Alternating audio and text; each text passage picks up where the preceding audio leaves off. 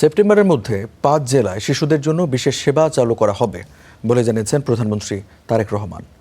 বলেন, উপজেলায় চিকিৎসকদের সকল নিরাপত্তা জোরদার করা হয়েছে।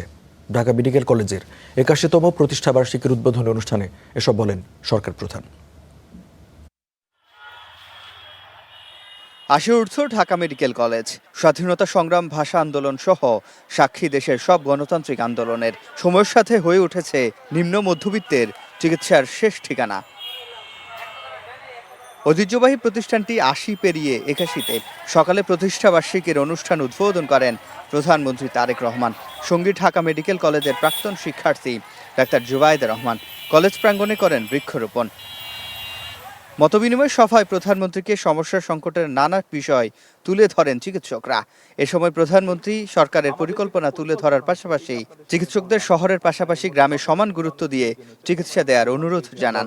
হেলথ কেয়ার অ্যাপয়েন্ট করব, যে হেলথ কেয়ারে প্রায় ১ লক্ষ হেলথ কেয়ার অ্যাপয়েন্ট হবে। এই হেলথ কেয়ারে যেটা শতকরা ৮০% আমরা চাইছি নারীদেরকে অ্যাপয়েন্ট করতে। এর বাইরেও ধরেন হাসপাতালগুলো আমরা বেটার সার্ভিস করব, যেটা একটু আগে মন্ত্রী সাহেব বললেন আপনাদের বিভিন্ন আলোচনার পরিপ্রেক্ষিতে। আমরা সেই জন্যই পরিকল্পনা যেটা আমাদের আছে, আমরা যদি পরিকল্পনা মতন সব কিছু মোটামুটিভাবে ইনশাল্লাহ আল্লাহর রহমতে যদি আমরা ঠিকঠাক মতন এগোতে পারি, সবগুলো জিনিস যদি ঠিকঠাক রাখতে পারি, আমরা নেক্সট 5 ইয়ার্সের মধ্যে আমরা এটা জিডিপি টোটাল বাজেটের আমরা হেলথ খাতে বরাদ্দ 5% নিয়ে যেটা আমাদের পরিকল্পনা আছে। বক্তব্যে প্রধানমন্ত্রী জানান, উপজেলায় চিকিৎসকদের জন্য সকল নিরাপত্তা ও চিকিৎসা ব্যবস্থা জোরদার করা হয়েছে। বলেন, সেপ্টেম্বরের মধ্যে ৫ জেলায় শিশুদের জন্য বিশেষ সেবা চালু করা হবে। আজকের শিশুরাই কিন্তু আগামী দিনের বাংলাদেশ, ভবিষ্যৎ বলি না, আমি বলি আগামীর বাংলাদেশেরা। শিশু স্বাস্থ্য রক্ষার জন্য কিন্তু আমাদের সরকার গুরুত্ব আরোপ করছি। আমরা বাচ্চাদের জন্য ১০০০ বেডের হসপিটাল আমরা সারা দেশে চালু করতে সক্ষম হব। আগামী কতদিনে চালু হতে পারে? সেপ্টেম্বর মাসে আমরা টার্গেট করছি ইনশাল্লাহ সেপ্টেম্বর মাসের মধ্যে এগুলো চালু করব।